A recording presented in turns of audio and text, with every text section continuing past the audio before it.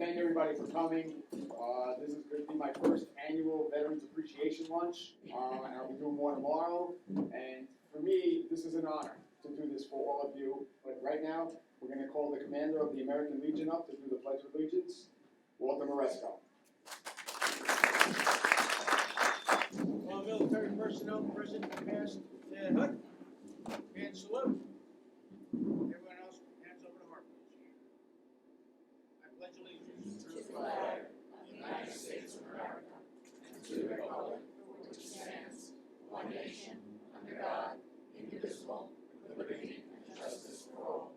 Water palms. Okay, Francesca DeStefano, Chair of Homes for Veterans. I'm Francesca. I'm the CEO of Homes for Veterans, and we're small, but we're a national organization, and we fund barrier-free modifications in the homes of disabled veterans. Veterans only make up 7% of our nation. I think it's really important to mention that.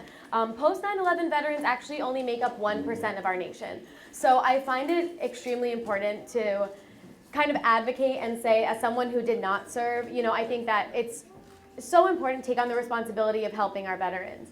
So my dad actually founded Homes for Veterans in 2011. My dad found that a lot of veterans were struggling. So he wanted to do something bigger, and so he started Homes for Veterans. And he came up with this barrier-free kind of mission. And so we don't discriminate against any veteran. We're not just post 9/11. You do not have to have a combat-related injury to apply. I know that also is something that's very difficult. We work with a lot of veterans also that have experienced illnesses due to the burn pits, due to Agent Orange, drinking or experiencing the water from Camp Lejeune. I know these are some hot topics that have now come up due to the PACT Act, and they are getting, some more attention. But just last year, we helped a veteran who needed his rugs ripped up because he had stage 4 lung cancer. He had 2 inoperable brain tumors due to the burn pits, and he was paying for many of his own medical benefits out of his own pocket.